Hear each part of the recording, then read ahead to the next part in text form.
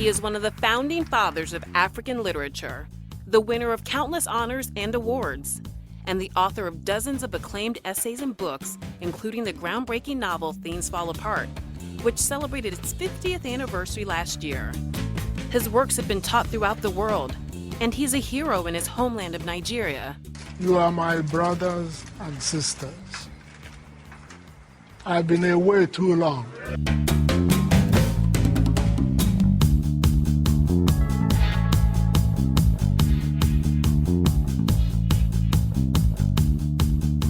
This week on African Voices, the novelist, poet, and professor Chinua Achebe.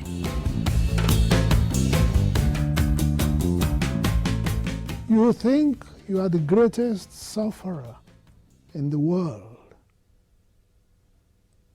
Do you know that men are sometimes banished for life?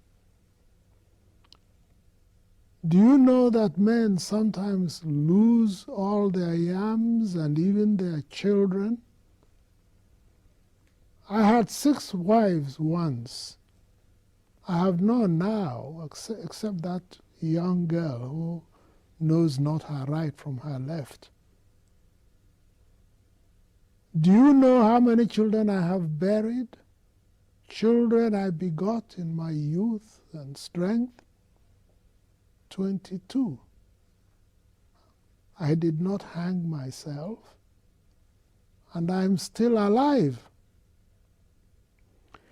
If you think you are the greatest sufferer in the world, ask my daughter, Akweni, how many twins she has born and thrown away. Have you not heard the song they sing when a woman dies? For whom is it well? For whom is it well? There is no one for whom it is well. Omakala onye, owelo onye dị na mma. Tucked away in a quiet town in upstate New York is where you'll find renowned author Chinua Achebe.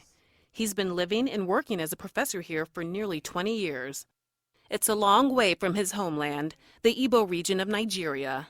I spent a day with him discussing family, books, and storytelling. I think storytelling was my life, was part of my life. I was very curious about stories. So even attempting to remember the first one, I think is like remembering the day you were born. I'm not sure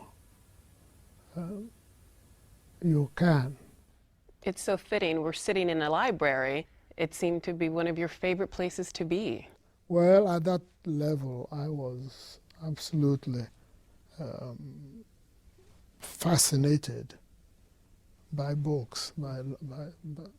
And I had a school that understood particularly the value and the importance of books and libraries. You were not expected, you were not allowed to read textbooks after classes on a number of days. The principal called it the textbook act, which he passed, and you were forbidden to pick up your geography or history. At this government college in Umuahia, he read European classics like David Copperfield and Heart of Darkness, a work that he would in later years call racist. But as a child, he saw no harm. When you would read some of these books, you would side with the European characters or the white characters and not with the African characters. I find that hard to believe. Is that true? It's absolutely true. And it's not hard to believe. What it tells you is the power that stories have, the power that writing has. I read a quote somewhere that says, "The white man was good and reasonable and intelligent and courageous. The savages arrayed against them were sinister and stupid. I hated their guts." That's right. Now, that was my recollection, one of my recollections of my encounter with English literature. They were depicted as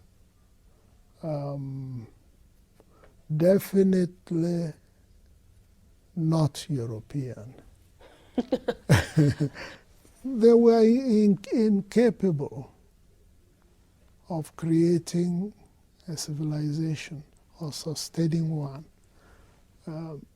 So you saw them in a very bad light. Mm-hmm. Yeah, And this was very consistent. When I came to the age when I was able to draw a line between a good story and a story that is contrived for a purpose, a story that puts me in the position of savage, jumping up and down, by the riverside, as having done nothing, having created nothing of worth. When I began to read at that depth, which is not a depth for little children, I then, it sort of dawned on you one morning that there is something behind this storytelling. Is part of your responsibility in your mind as a writer to accurately depict your people? Yes, well, I think it's my ambition to distinguish between good novels and bad novels. I'm not talking about looking good. I'm talking about seeing a human being as human. What did your parents make of you wanting to be a writer? I wouldn't say there was any protest, but there wasn't any rejoicing either.